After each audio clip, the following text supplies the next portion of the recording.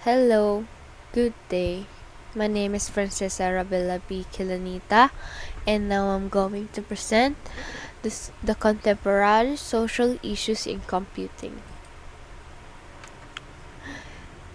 In the realm of computing and technology, several contemporary social issues have emerged, and these issues often intersect with the broader social concern, and addressing them require ethical consideration, policy changes, and technological innovation.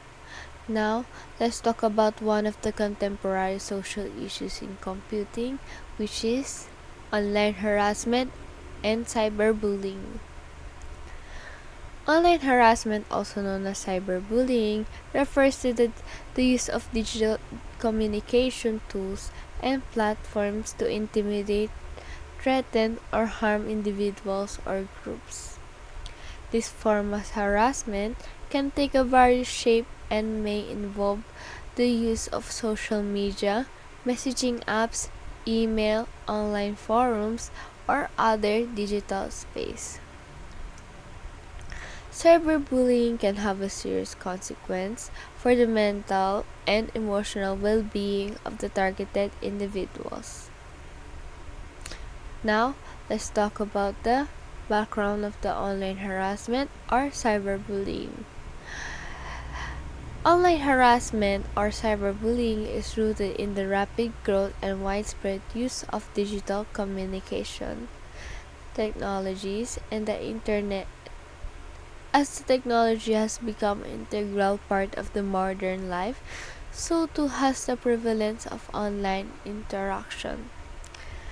And one of the background of online harassment is digital communication proliferation. The rise of the internet and digital communication platforms have provided individuals with new ways to connect, share information, and communicate. However, this proliferation has also opened avenues for negative interaction and harassment. Now, let's talk about anonymity and pseudonymity.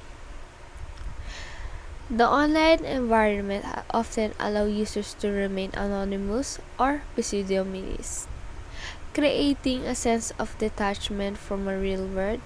Consequence from this anonymity can embolden individuals to engage in harassing behaviors that they might not exhibit in face-to-face interaction. Next is global reach. Online platforms have facilitate communication on a global scale. While this offers opportunity for diverse interaction, it also means that instances of harassment can quickly spread and impact individuals across different locations. Next is ease of access. The accessibility of digital communication tools and social media platforms make it easy for individuals to engage in online interaction. This ease of access contributes to the prevalence of online harassment. Next is social media dynamics. The dynamics of social media platforms, where users can easily share and comment on content, contribute to the rapid spread of information. Unfortunately, this also includes the rapid dissemination of harmful harassment content. Next is lack of face-to-face interaction.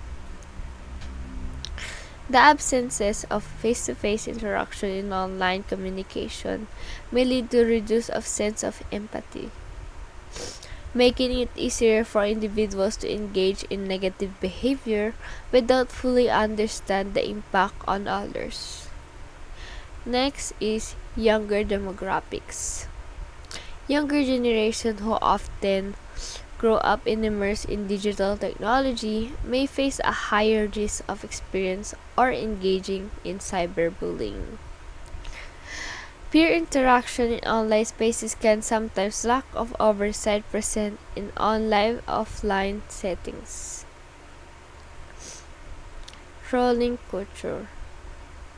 The emergence of online trolling culture, where individuals deliberately provoke and harass others for amusement, has some contributed to the normalization of negative behavior in digital spaces, inadequate regulation and enforcement. Next, next is physiological factors. Certain physiological factors such as disinhibition due to perceived anonymity and individuation on the online may contribute to individual engaging in online harassment without usually inhibitions that they may experience in face-to-face interaction. Understanding the background of online harassment is essential for developing effective strategies to prevent and address these issues. Efforts to promote digital literacy, foster positive online culture, and enact and enforce appropriate legal measures contribute to mitigation the impact of cyberbullying. Next we're gonna talk about is the common form of online harassment. Common forms of harassment is harassment and threats, flaming, inclusion of social manipulation, and impersonation. Harassment and threats, sending, threatening, or intimidating messages, posting harmful or false information with the intent to harm someone's reputation. Flaming, engaging in online arguments, often using offensive language and personal attacks. Exclusion and social manipulation, deliberately excluding someone from online groups or activities, spreading rumors or gossip to manipulate social relationships. Next is impersonation, creating a fake profile or accounts to impersonate and deceive others. Now let's move on to doxing, trolling, hate speech, and image-based abuse. Doxing is sharing private or sensitive information about an individual, such as their address, phone number, or workplace without their consent. Trolling, deliberately posting provocative or offensive content to provoke emotional responses or create discord. Hate speech, using online platform to spread discriminatory or prejudiced view based on factors like race, gender, religion, or sexual orientation. And lastly, image-based abuse, sharing intimate or explicit images of someone without their consent. Next is denigration and harassment in online gaming. Denigration is making false and damaging statements about someone with the intent to harm their reputation. And lastly, online harassment, online gaming. Engaging in bullying or harassment within online gaming communities, the impact of cyberbullying can be severe, leading to the emotional distress, anxiety, depression, and extreme self-harm or suicide. Target of cyberbullying may feel isolated and helpless, especially when the harassment occurs in a seemingly anonymous and vast online environment. It's crucial for the individuals, communities, and online platforms to take a proactive measures to prevent address cyberbullying, including reporting mechanism, education or digital citizenship, and creating supportive online environment.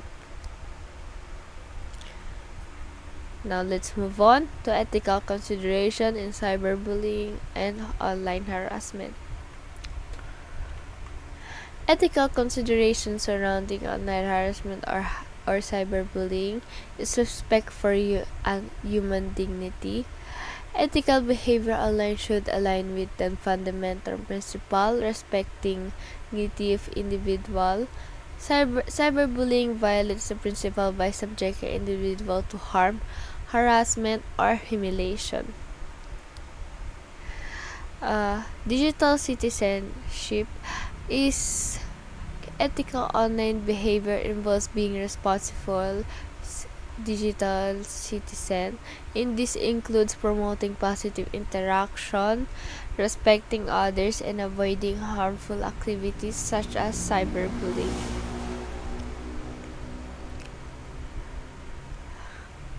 Right to privacy. Respect for others to privacy is crucial. Cyberbullying often involves the unauthorized sharing of private information which violates individual privacy rights. Inclusivity and diversity. Ethical consideration in online space should promote inclusivity and celebrate diversity. Cyberbullying often targets individuals based on their race, gender, sexual orientation, or other personal attributes contributing to hostile online environment. Prevention intervention. Ethical behavior includes taking proactive steps to preventing intervene in cyberbullying. This can evolve in reporting mechanism, bystander intervention, and creating culture support online. Freedom expression versus harm. Balancing the right of freedom expression within the prevention of harm is ethical challenge. While individuals have the right to express their opinions, this should extend causing harm, distress to others through cyberbullying. Education and awareness. Ethical consideration highlight the importance of educating individuals about consequences of cyberbullying, promoting awareness and respectful online behavior. Digital literacy. Ethical online behavior requires a literacy that empowers individuals to navigate online spaces responsibly, critically evaluate information, and engage in positive communication. And lastly, legal and regulatory compliances. Abiding by local international law related to online behavior is ethical imperative. Legal measures may be in place to address cyberbullying, and individuals should be aware and comply with this regulation. Promoting a positive online culture. Ethical consideration involve in actively promoting a positive online culture where individuals feel safe, respected, and supported. This includes fostering empathy and understanding in online interaction. Now, let's move on to legal aspects of online harassment or cyberbullying.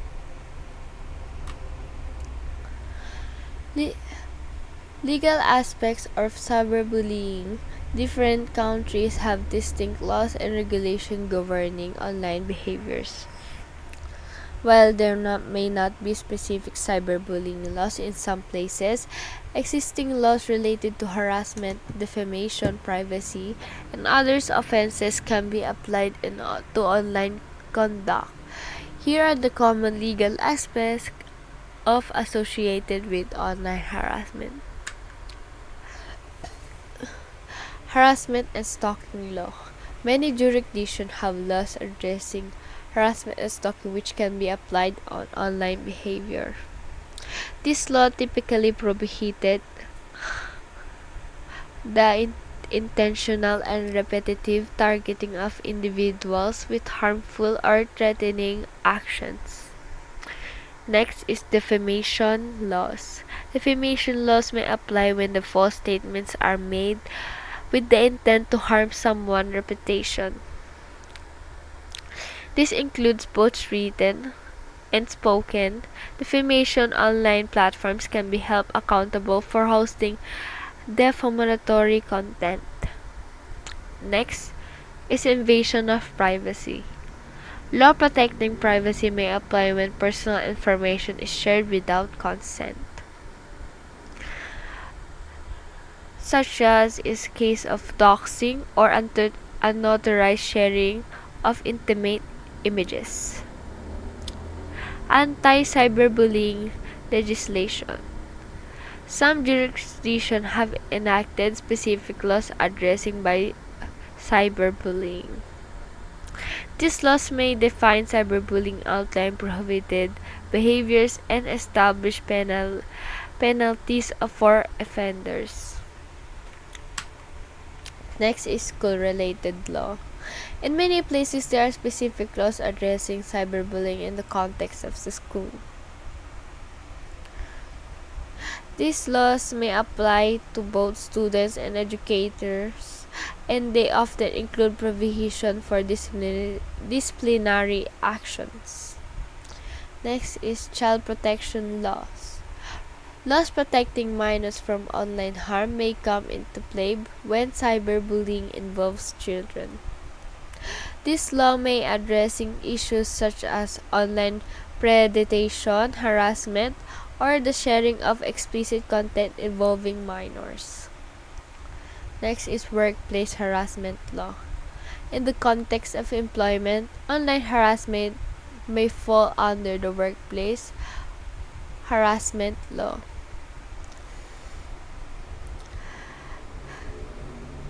Employers may be responsible for addressing preventing harassment among employees even if it occurs online. Next is criminal laws. Some form of cyberbullying may be considered as criminal offenses, leading to charges such as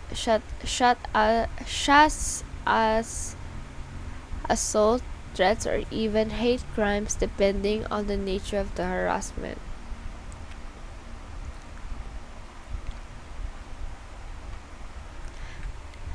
Intellectual property law. Cyberbullying that involves unauthorized use of someone's intellectual property, such as spreading false information or damaging their creative work, may be subject to intellectual property laws. Lastly, social media policies and terms of service. Online platforms often have terms of service that prohibit harassment and cyberbullying. Violation of these terms may result in account suspension or other consequences. It is important for the individual to be aware of this law in their jurisdiction and for lawmakers to continually update legislation to address emerging challenges in digital realm. Now let's talk about social impact of online harassment. Social impact of online harassment or cyberbullying can have profound and negative social impact on individuals, communities, and socially large. The consequences extend beyond the immediate targets of harassment, affecting overall digital culture and well-being of individuals. Here are some social impact of online harassment. Impact of cyberbullying or online harassment. Research has found the kids who are bullied are likely to experience anxiety, depression, loneliness, unhappiness, and have poor sleep patterns. Negative effects may worsen if the harassment continues, and the victim of online harassment may often find it difficult to reach out for help. Physiological and emotional impact. Targets of cyberbullying often experience physiological distress, anxiety, depression, and decrease of sense of well-being. The persistence of nature of online harassment can lead to long-term emotional scars. Next is isolation and alienation. Cyberbullying can lead to feelings of isolation and alienation, as individuals may withdraw from online and offline social interaction due to fear of embarrassment. Impact on mental health. There is strong correlation between cyberbullying and mental health issues. The stress emotional toll of online harassment can contribute to conditions like anxiety, low self-esteem, and even suicidal thoughts. Erosion of trust. Online harassment can erode trust in online communities platforms, making individuals too hesitant to engage in open and honest online conversation. Chilling effect on free expression. Fear of harassment can result in censorship, limiting individual willingness to express opinions, engage in discussions, or participate in online activities. Next is digital vigilantism. In some cases, cyberbullying can lead to digital vigilantism, where individuals or groups take justice into their own hands, further escalating conflicts and causing harm. Impact on reputation. Cyberbullying can harm an individual's reputation both online and offline. False information, doxing, and character attacks can have lasting consequences. Undermining online communities. Persistent cyberbullying can undermine the sense of community online spaces, making them less welcome and inclusive for individuals who fear harassment. Educational disruption. Students who experience cyberbullying may face challenges in their academic performance, attending, and overall education experience. Normalization of harmful behavior. The prevalence of cyberbullying can contribute to normalization of harmful online behavior. Younger generation in particular may be influenced what they observe online, impacting social norms and expectations. And lastly, educational disruption. Social responses of cyberbullying often involves the development of legal policy frameworks, and these responses reflects on the collective efforts to address the social impact of online harassment and establish consequences for perpetrators.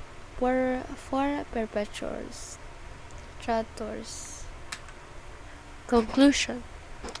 Contemporary social issues in online harassment or cyberbullying is essential tool for creating a safer and more supportive online environment, and enables individual communities, educators, policymaking, and online platforms to work collaboratively in addressing and preventing negative consequences associated with cyberbullying. Preventing and addressing online harassment requires a combination of education, digital literacy, and community awareness. The implementation of effective reporting mechanism of online platforms, legal measures, and policies may also be in place to address specific forms of cyberbullying, depending on jurisdiction. Creating a culture of respect and empathy online is essential to counteract the negative impact of cyberbullying. And that's all. Thank you for listening.